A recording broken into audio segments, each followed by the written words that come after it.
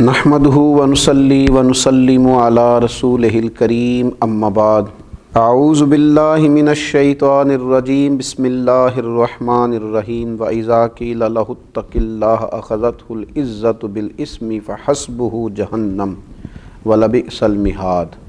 सदक़ल्लाहुल अज़ीम। अस्सलातु वस्सलामु अलैका या सय्यदी या रसूलल्लाह व अला आलिका व अस्हाबिका या सय्यदी या हबीबल्लाह। हम्दो सलात के बाद इंसान के पास जो रूहानी बीमारियां होती हैं, जो उसके दिल को मरीज़ बना देती हैं, बातिन को मुर्दा कर देती हैं, और उसकी वो ज़िंदगी जो अल्लाह तबारक व तआला के साथ होती है और वो ज़िंदगी जो दीन के साथ वाबस्ता होती है, वो ज़िंदगी को कमज़ोर कर देती है। उन बीमारियों में से एक बड़ी बीमारी है हक़ को कबूल न करना। हक़ की ख़बर हो जाना, हक़ के बारे में शऊर हासिल हो जाना, हक़ के बारे में पूरी ख़बर नसीब हो जाना, पर हक़ को कबूल ना करना। बाज़ औक़ात इंसान को पता होता है कि मैं यहाँ इस मकाम पर गलत हूँ, यहाँ मेरे अंदर गलती है, मुझे अपनी इस्लाह करनी चाहिए, लेकिन वो अपनी इस्लाह नहीं करता। क्यों? कि ये रूहानी बीमारी है।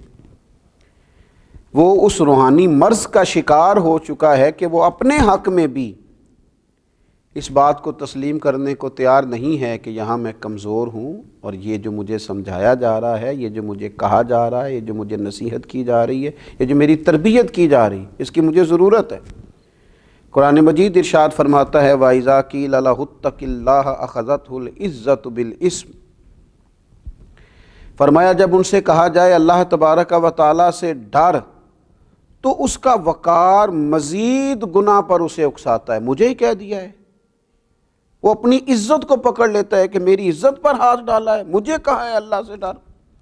रब फरमाता है फ़हस्बुहु जहन्नम, ऐसे शख्स के लिए जहन्नुम काफ़ी है। व लबिअसल मिहाद, और वो बहुत बुरा ठिकाना है।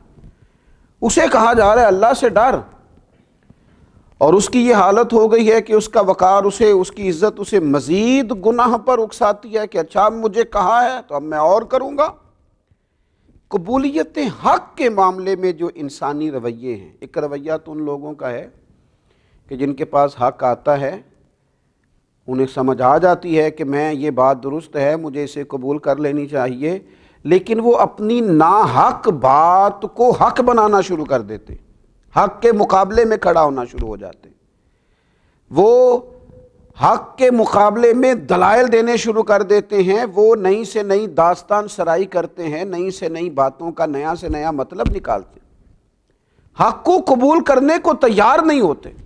आप देखिए अहले यहूद का ये तरीका रहा। कुरान मजीद कहता है महबूब यारिफूनहु कमा यारिफूना अबनाअहुम, ये तो आपको इस तरह जानते हैं यहूद के उलमा जिस तरह इंसान अपने बेटे को जानता है, लेकिन क्या करते हैं, हक़ को बातिल से मिला देते हैं, बातिल को हक़ से मिला देते हैं, हक़ को छुपा देते हैं। अल्लाह ने कहा वला तलबिसुल हक़्क़ बिल बातिली व तक़्तुमुल हक़्क़ व अंतुम तअलमून, हक़ को बातिल से न मिलाओ और हक़ को न छुपाओ। और ऐ अहले यहूद, ऐ यहूद के उलमा, तुम जानते हो मेरे रसूल सल्लल्लाहु तआला अलैहि वसल्लम हक़ लेके तशरीफ़ लाए, लेकिन लोग हक़ की पूरी मारिफत होने के बावजूद उन्होंने हक़ को झुटलाया माअज़ल्लाह।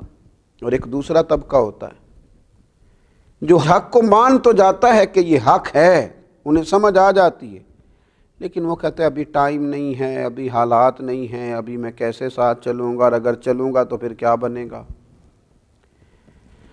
फिर देखें बात तो आपकी ठीक है, ये वतीरा रहा कुरैश मक्का का, ये अंदाज रहा कुरैश मक्का का।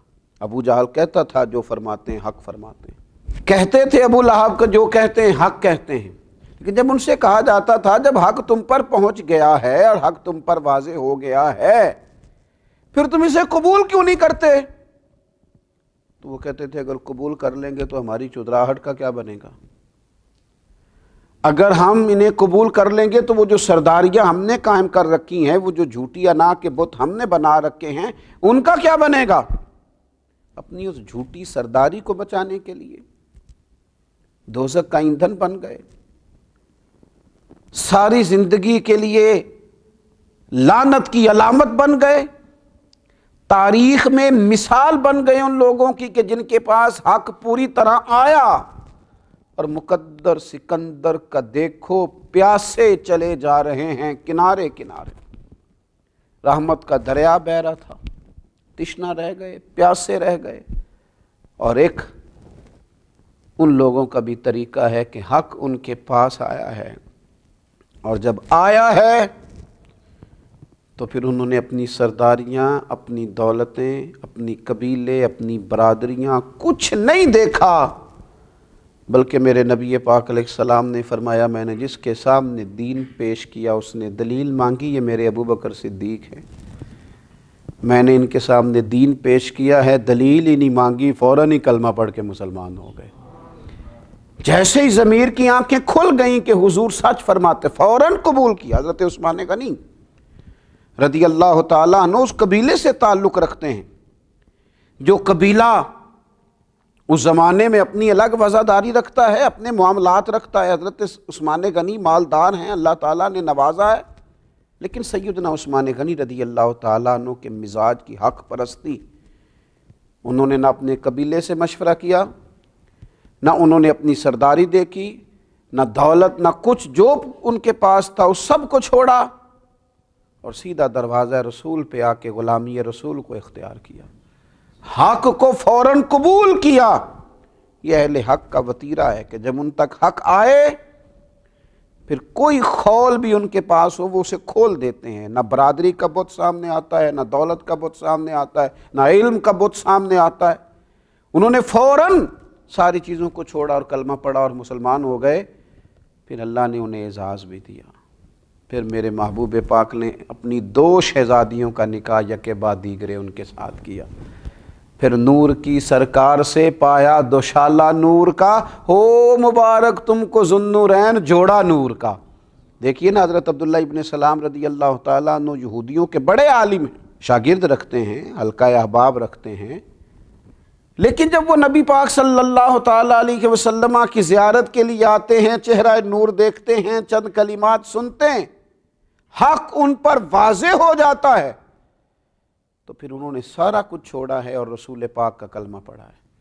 اپنی زندگی جھوٹی تسلیوں میں نہ گزاریں، حق کو قبول نہ کرنا یہ روحانی مرض ہے۔ حق پرست بنیں، گروہ پرست نہ بنیں۔ اپنی زندگی کے اندر حق جب مل جائے، جب سمجھ آ جائے کہ فلاں چیز ٹھیک ہے، پھر اسے قبول کریں۔ اگر ہم غلطی پہ ہوں، ہمارے اندر کوئی کمزوری بھی ہو، کوئی کوتاہی بھی ہو، تو پھر بھی قبول حق کا رویہ اور قبول حق کا مزاج پیدا کریں۔ حضرت عمر فاروق رضی اللہ تعالیٰ عنہ ایک مسئلہ بیان کرتے ہیں، ایک خاتون اٹھ جاتی ہے، وہ کہتی ہے جناب عمر سے کہ آپ نے یہ مسئلہ اس طرح بیان کیا ہے اور قرآن پاک نے تو ہمیں اس طرح کر کے اس کی اجازت دی ہے۔ تو دیکھیے نا حضرت فاروق کا حوصلہ، دیکھیے نا حق قبول کرنے کا حوصلہ۔